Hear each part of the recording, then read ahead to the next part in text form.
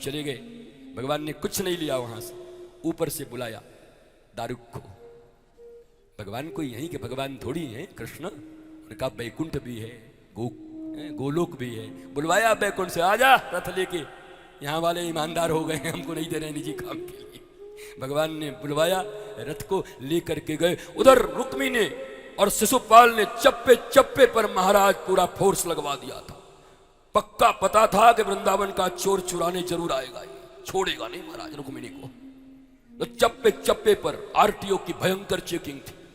अब भगवान गए तो वहां पर बोले जाएगा कैसे, ये गरुड़ ध्वज जो लगाया हुआ है ये ध्वज तो पहचान जाएंगे। तो पहले कहा ऐसा कर, कुछ उपाय कर। दारुक ने कहा भी कर देता हूं। महाराज एक रथ वाले से जाकर के रथ लड़ा दिया। ड्राइवर को लड़ने में कितनी देर, तेरा बाप अंधा करके दोनों लड़ गए। उसके रथ को ले लिया और ध्वज को बदल लिया। भीतर महाराज बैठा करके चले। आज साक्षात शिशुपाल ही निकला हुआ था चेक करने के लिए। डर उसको लग रहा था, चोर छोड़ेगा नहीं वृंदावन बिहारी, वो चाहे कितना भी, मैं परिंदे भी पर नहीं मार सकते। शोले पिक्चर में देखे थे ना, शोले में जेलर बोलता है असरानी, परिंदे भी पर नहीं मार सकते, तब तक एक कबूतर नाक नोच के चला जाता है उसका, हा करता है। बोला परिंदे भी पर नहीं मार सकते। बोला अच्छा। भगवान गए और चारों तरफ चेकिंग। शिशुपाल ने रथ रुकवा दिया। बोला अच्छा ये रथ कहाँ का है? बोला महाराज यहीं का है। बोला तुम नए? बोला हाँ ड्राइवर नया हूं। बोला भीतर कौन है? बोला तुम्हारी बहन है। शिशुपाल की एक बहन थी जो कृष्ण अनुरागिनी थी। दोनों फुफेरे भाई थे ना, मेरे फुफेरे भाई थे शिशुपाल और कृष्ण। तो कृष्ण अनुरागिनी थी। ये कृष्ण से जलता था और इनकी बहन कृष्ण से प्रेम करती थी। तो महाराज उस बहन ने कहा था तुम मर भी जाएगा तो रुक्मिणी से तेरा ब्याह होने वाला नहीं है और मैं तेरे ब्याह में नहीं आऊंगी। शिशुपाल बड़ा खुश हो गया। बोला कैसे आ गई? अरे बड़ा महाराज बड़ा मना के लाया हूं। अरे बहुत अच्छा किया, बहुत अच्छा किया। बोला कैसे पहचाने?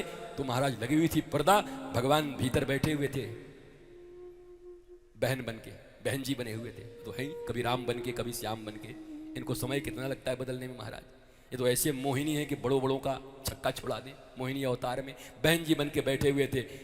शिशुपाल आया, उसने भीतर अपना मुख डाला, पकड़ के नाक नोच दिया ऐसे करके। बचपन में आदत थी दोनों भाई बहन की कि जब शिशुपाल जाता था तो बहन ऐसे नाक नोच देती। बोला हाँ पक्का पक्का मेरी बहन ही, मैं समझ गया। लेकिन महाराज मजबूत ज्यादा हो गई है पहले से, कस के भगवान ने नाक नोच दिया था। भगवान को मौका मिला, बोला पापी, नाक नोच दिया। महाराज निकले वहां से। भगवान इधर सुंदर पत्र में यह लिखा हुआ था कि उमा मंदिर में जब मुझे पूजा के लिए लाया जाएगा तो हे कृष्ण मेरा हरण वहीं से कर लेना। खुला ऑफर था महाराज, आ जाओ हरण करके ले जाओ ठाकुर जी को। ठाकुर जी आए, चारों तरफ सेनाएं लगी हुई थी, दिग दिगंत। महाराज बड़ी शोभा यात्रा चली जाती थी, बहुत भारी शोभा यात्रा। हाथी की सेना, ऊंट की सेना, घोड़ा की सेना, पीछे महाराज बजाने वाले, उसके पीछे गाने वाले, उसके पीछे राजे महाराजे, उसके पीछे रिश्तेदार लोग, एक से एक लोग, बड़े बड़े लोग। महाराज अनंत अनंत डिम डिम घोष करते हुए लोग चले जाते थे। सबसे पीछे महाराज आगे में रुक्मिणी जी का रथ था और रुक्मिणी जी को रथ से उतार करके उमा मंदिर में ले जाया गया।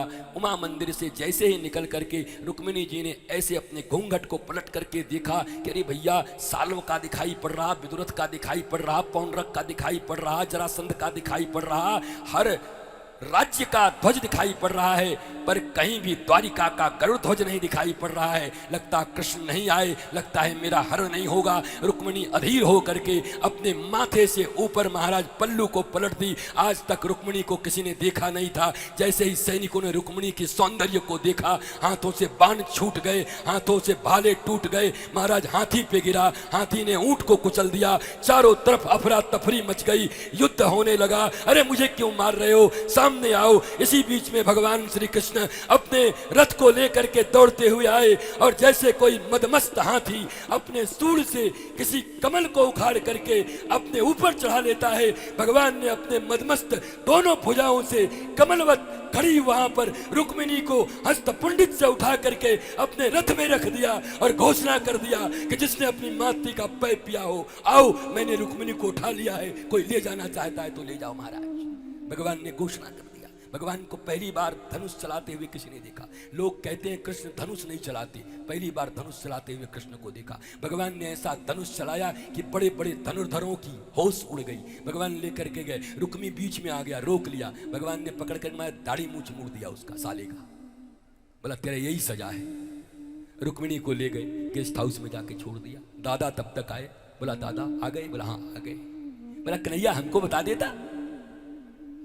बोला भैया क्या कहूं, टाइम नहीं था, बहुत कम समय था। उद्धव से पूछा, उद्धव ने सेना नहीं दिया, तुमको बताने का समय नहीं था दादा। बलराम ने कहा हे मेरे कृष्ण, तू ही तो एक ऐसा है लाला, दुनिया या तो काम से पहले पहुंच जाती है या दुनिया काम होने के बाद, बिगड़ने के बाद पहुंचती है। एक इस पूरे ब्रह्मांड में तू ही है जो ठीक वक्त पर पहुंचता है, द्रौपदी की इज्जत बचाने और कभी रुक्मिणी को बचाने। समय पे तो तू ही पहुंचता है मेरा लाला, तू ही पहुंच सकता है। महाराज भगवान आए, गेस्ट हाउस में रख दिया। रुक्मिणी जी रोने लगी। बोला रो क्यों रही है? बोला मैं क्या गेस्ट हाउस में रहने आई हूं? अरे बोला तूने चिट्ठी लिखा था, परेशान थी, रहो गेस्ट हाउस। भगवान महाराज बहुत मजाक किया है, चले गए। पीछे से बलराम आए। बोला क्या हुआ? बोला हमको गेस्ट हाउस छोड़ दो। बोल रहे ये गेस्ट हाउस में रहो, हमको क्या मतलब है, तुम रो रही थी तो हम ले आए। अरे बोला उसका बचपना नहीं जाएगा, बहुत चिंता मत करो, बिना विवाह के घर में प्रवेश का विधि नहीं है हमारे यहाँ, यहीं से तुम्हारा विवाह होगा। ये लड़कियों का घर है, वो लड़के का घर है, बारात वहाँ से आएगी। अच्छा बोला तो सीधा बता देते। बोला वो सीधा है ही नहीं, बताएगा कैसे, टेढ़ा है, हमारा चेहरा खड़ा होता है सदा।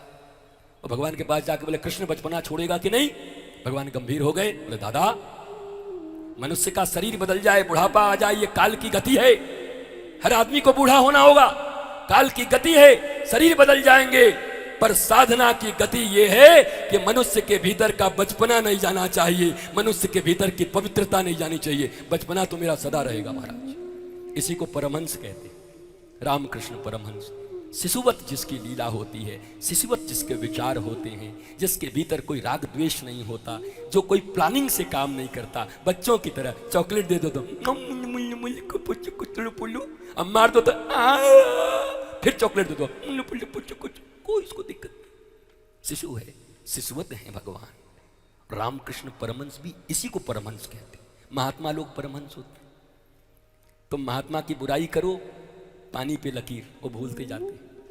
और महात्मा की कभी इतने से तुम काम कर दो, पत्थर पे लकीर, कभी भूलते नहीं है। दुष्ट कैसा होता है? दुष्ट ऐसा होता है कि अगर उसकी कभी कुछ गड़बड़ी बुराई कर दी तो पत्थर पे लकीर पड़ गया, और उसके लिए तुम काम पे काम करते जाओ, वो पानी पे लकीर है, वो भूलता जाता है। 3 जगह से टेढ़ी कुब्जा को, कुब्जा जो कुबड़ी थी, भगवान ने चंदन मांगा उससे, वो कंस का चंदन बनाती थी। भगवान ने कहा सुंदरी मुझे चंदन दोगी? कुब्जा ने कहा कि हे कृष्ण, ये चंदन तुम्हारे लिए ही तो बना है, कंस के लिए थोड़ी, ये तो मैं भयभीत होकर के उसको देती हूं। भगवान ने जब सुंदरी कहा कुब्जा को, तो बलराम बोले कृष्ण देखो, किसी की विकलांगता और अपंगता पे हंसी नहीं करते, ये उचित नहीं है। ये कुरूपा है, कुबड़ी है 3 जगह से, और तुम इसे सुंदरी कहते हो। भगवान कहते हैं दादा मैं कृष्ण हूं, जो कर सकता हूं वही कहता हूं। भगवान ने कुब्जा के पांव को अपने पांव से दबाया और ऐसे ठोड़ी पकड़ करके एक झटका दिया। 3 जगह से टेढ़ी कुब्जा विश्व की सुंदरी बनकर के वहां खड़ी हो गई। बलराम देखते रहे। भगवान ने पूछा दादा अब विश्वास हुआ? मैं जो कर सकता हूं वही बोलता हूं, मैं व्यंग नहीं बोलता दादा। महाराज विश्राम हुआ रात्रि को। कल प्रातः रंगशाला में कंस ने पूरा व्यवस्था करके रखा है कृष्ण को मारने के लिए। कोयलिया पीड़ नामक हाथी को शराब पिलाया गया, मदिरा।